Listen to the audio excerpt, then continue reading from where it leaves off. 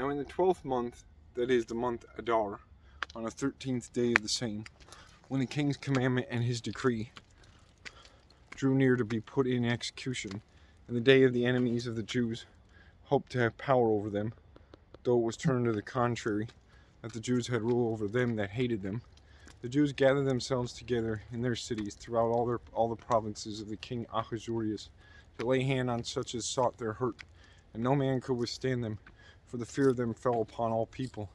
And all the rulers of the provinces, and the lieutenants, and the deputies, and the officers of the king helped the Jews, because of the fear of Mordecai fell upon them.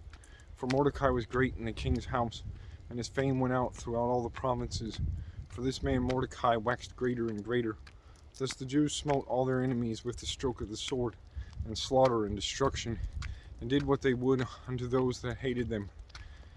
And in Shushan the palace the Jews slew and destroyed 500 men, and Parshandatha, and Dalphon, and Aspatha, and Portha, and Adaliah, and Aridatha, and Parmashta, and Arisai, and Aradai, and Vijezatha, the 10 sons of Haman the son of Hammedatha, the enemy of the Jews, slew they, but on the spoil laid they not their hand. On that day the number of those that were slain in Shushan the palace was brought before the king. And the king said unto Esther the queen, the Jews have slain and destroyed 500 men in Shushan the palace, and the 10 sons of Haman. What have they done in the rest of the king's provinces? Now what is thy petition, and it shall be granted thee? Or what is thy request further, and it shall be done? Then said Esther, if it please the king, let it be granted to the Jews which are in Shushan, to do tomorrow also according unto this day's decree, and let Haman's 10 sons be hanged upon the gallows. And the king commanded it so to be done. And the decree was given at Shushan, and they hanged Haman's 10 sons.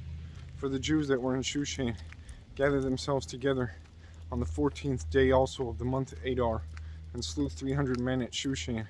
But on the prey they laid not their hand. But the other Jews that were in the king's provinces gathered themselves together, and stood for their lives, and had rest from their enemies, and slew of their foes 75,000. But they laid not their hands on the prey. On the 13th day of the month Adar, and on the 14th day of the same rested they, and made it a day of feasting and gladness.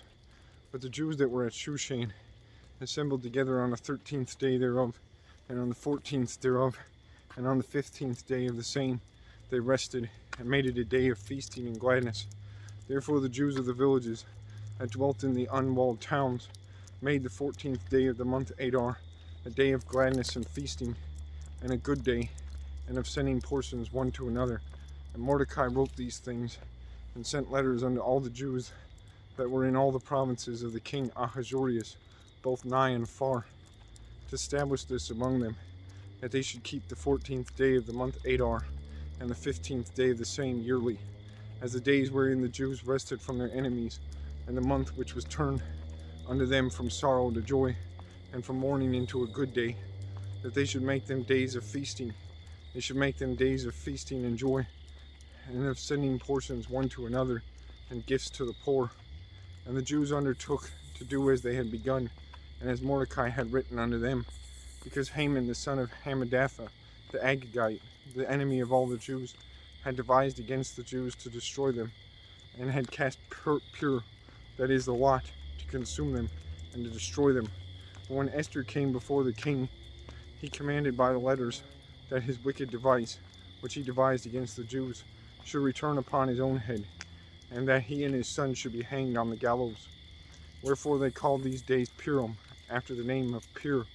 For therefore all the words of this letter, and of all that which they had seen concerning this matter, and which had come unto them, the Jews ordained and took upon them, and upon their seed, and upon all such as joined themselves unto them, so as it should not fail, that they would keep these 2 days according to their writing, and according to their appointed time every year, and that these days should be remembered and kept throughout every generation, every family, every province, and every city, and that these days of Purim should not fail from among the Jews, nor the memorial of them perish from their seed.